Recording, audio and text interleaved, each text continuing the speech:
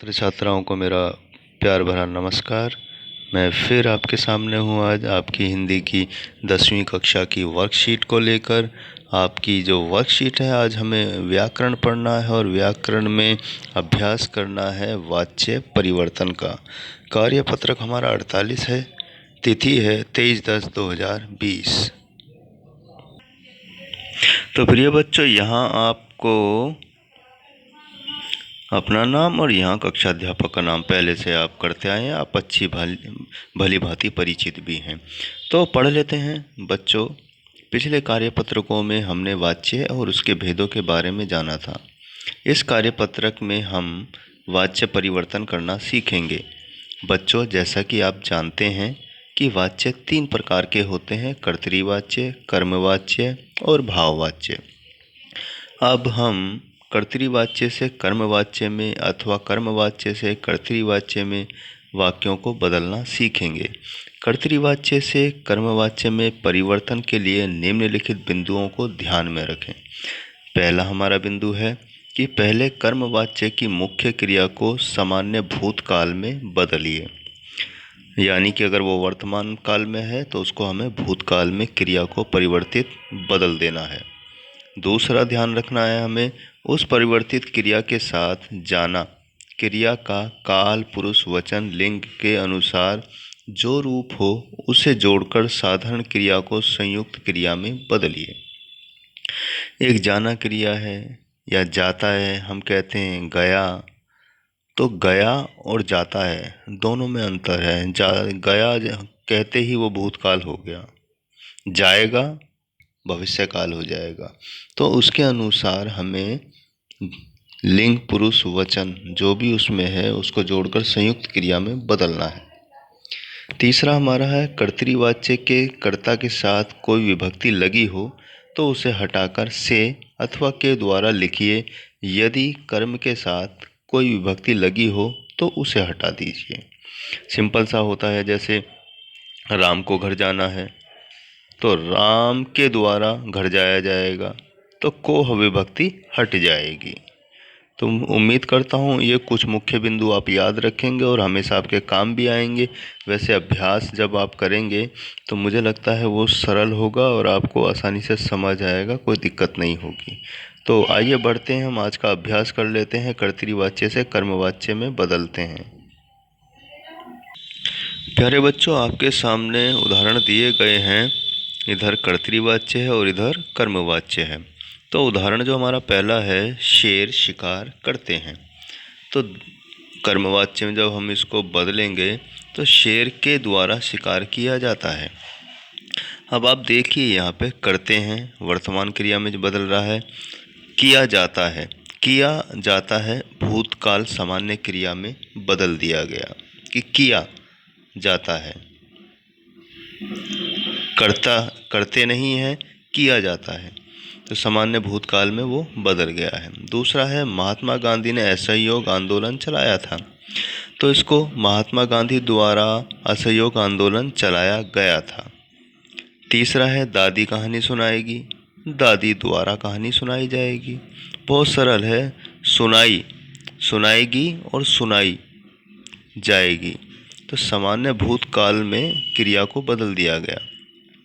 और यहाँ क्योंकि सुनाएगी भविष्य काल है तो यहाँ पे भी जाएगी भविष्य काल है, ये भी एक आपको ध्यान रखना है, उसके अनुसार परिवर्तन हो जाएगा। अब बढ़ते हैं हम अभ्यास की तरफ। अभ्यास को हम देख लेते हैं।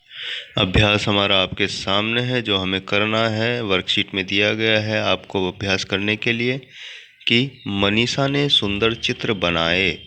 तो हमारा ये उत्तर है कि मनीषा के द्वारा सुंदर चित्र बनाए गए। बनाए गए सामान्य भूतकाल में बदल गया है वो।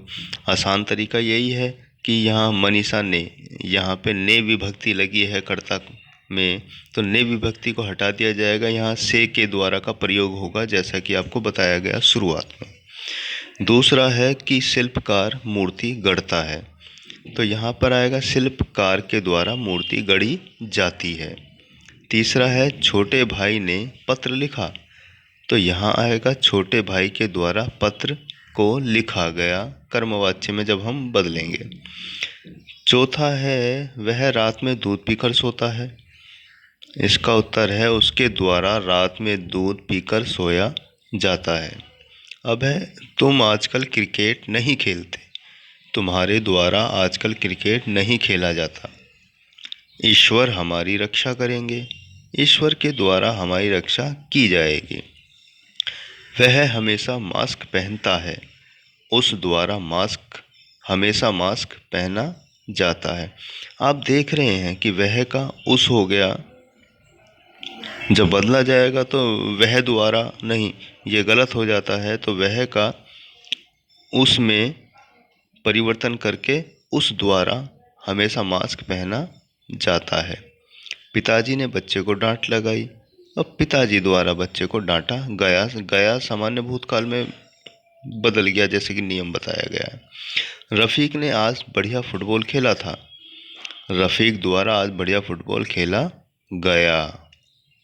था पास्ट टेंस है, भूतकाल है, खेला गया यानी वो खेल चुका है ऑलरेडी। तो यहाँ पे भी कर्म के अनुसार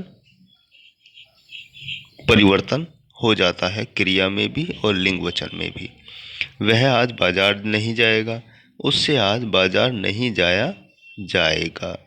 तो आपने देखा बहुत सरल है, अगर आप अभ्यास करते हैं तो इतना मुश्किल काम ये नहीं है, बहुत ही सरल है। यहाँ आपको लगभग ध्यान रखना है कि से, के, द्वारा, ये 3 शब्द जो हैं ये लगाने से आपको मार्क्स मिल जाते हैं। अगर मान लीजिए पूरे वाक्य में कहीं गड़बड़ी या गलती हो भी जाती है परीक्षा में, तो अगर आप से, के, द्वारा का भी प्रयोग उसमें कर देते हैं तो आपको आधा नंबर फिर भी मिलने के चांस रहते हैं। तो वैसे भी सरल है, आप कर लेंगे आसानी से, अभ्यास कीजिएगा। तो प्यारे बच्चों, कुछ और उदाहरणों को भी हम देख लेते हैं कि दीपिका ने खाना खाया। दीपिका के द्वारा खाना गया जब हम कर्मवाच्य में बदल लेंगे। क्या संगीता आगरा जाएगी? यहाँ क्वेश्चन मार्क लगा लीजिएगा, यहाँ पे भी लगा लीजिएगा। तो क्या संगीता आगरा जाएगी? तो यहाँ हमारा कर्मवाच्य क्या संगीता के द्वारा आगरा जाया जाएगा। तीसरा है दादी ने एक कहानी सुनाई। तो इसका कर्मवाच्य दादी के द्वारा एक कहानी सुनाई गई। चौथा है बंदर ने बच्चे को काट लिया। इसका उत्तर है बंदर के द्वारा बच्चे को काटा गया। पांचवा है रोगी ने दवा खाई। यहाँ है रोगी के द्वारा दवा खाई गई। भक्त भजन गाएंगे, भक्तों के द्वारा भजन गाए जाएंगे। रमेश कहानी लिखता है, रमेश से कहानी लिखी जाती है।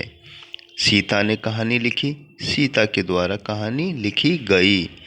महेश कहानी लिखेगा, महेश से कहानी लिखी जाएगी। माँ ने पुत्र को डांटा, माँ के द्वारा पुत्र डांटा गया।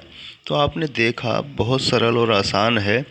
के से के द्वारा का आपको ध्यान रखना है और उसी के अनुसार, कर्म के अनुसार ही बाकी चीज़ों में क्रिया, लिंग, वचन, कारक उसके अनुसार परिवर्तन हो जाता है।